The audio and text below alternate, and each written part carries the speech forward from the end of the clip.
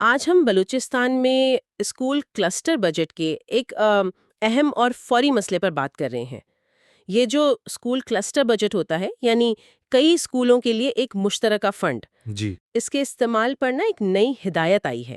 ہمارے پاس اس حوالے سے ایک رپورٹ ہے جو کافی تشویش ظاہر کر رہی ہے۔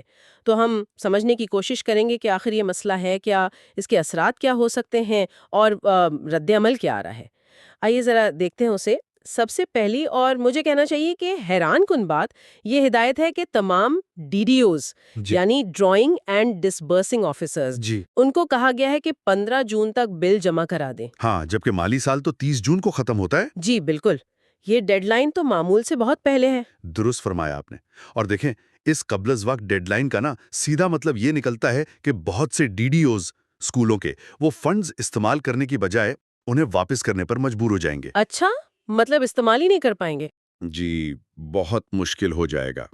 اور یہ صرف پیسوں کی واپسی نہیں ہے، اس کا مطلب ہے کہ اسکول اہم چیزوں سے محروم رہ جائیں گے، جیسے یونیفارم ہے، نیا فرنیچر ہے۔ فرنیچر بھی؟ جی ہاں، فرنیچر، اسٹیشنری، دوسرا پڑھنے لکھنے کا سامان، یہ سب چیزیں وہ نہیں خرید سکیں گے۔ اوہو، اور جب یہ بنیادی چیزیں ہی نہیں ہوں گی تو ظاہر ہے اس کا اثر تو سیدھا اسکول کے ماحول پر اور بچوں کی پڑھائی پر پڑے گا۔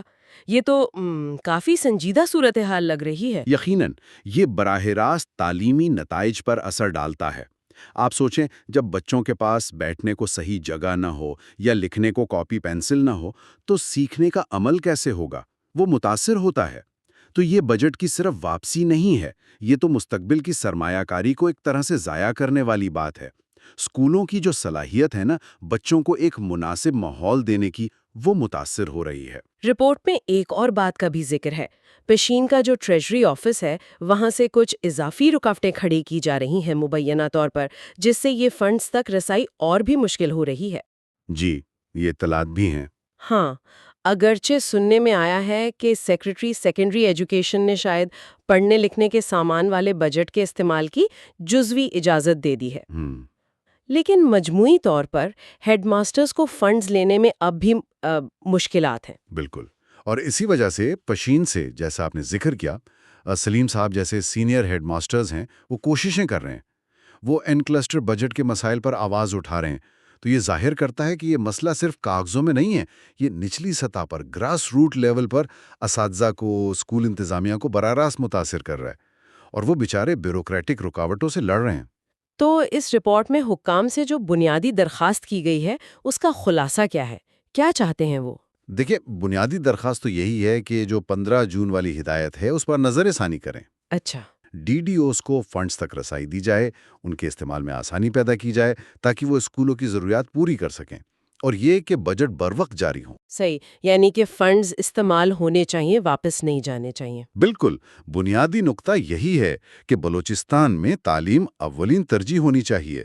یہ فنڈز مختصی اس لیے ہوئے ہیں نا کہ اسکول ٹھیک سے چل سکیں، اپنا ماحول بہتر بنا سکیں۔ ان کا وقت پر اور صحیح طریقے سے استعمال نہ ہونا، یہ تو پورے نظام پر سوال کھڑا کرتا ہے۔ تو خلاصہ یہ ہے کہ بلوچستان میں اسکول کلسٹر بجٹ کے استعمال پر یہ جو 15 جون کی ڈیڈ لائن آئی ہے، اس نے یہ خطرہ پیدا کر دیا ہے کہ اسکول ضروری وسائل سے محروم ہو جائیں گے۔ اپیل بالکل واضح ہے، اس فیصلے پر نظر ثانی کی جائے اور فنڈز کا صحیح استعمال یقینی بنایا جائے۔ اب اس ساری صورتحال کو دیکھتے ہوئے ایک سوال ذہن میں آتا ہے کہ چلیں، یہ ڈیڈ لائن کا مسئلہ تو ایک طرف، لیکن کیا بلوچستان کے تعلیمی نظام میں کچھ ایسی پرانی دیرینہ رکاوٹیں بھی ہیں جو وسائل کے مؤثر استعمال میں رکاوٹ بنتی ہیں؟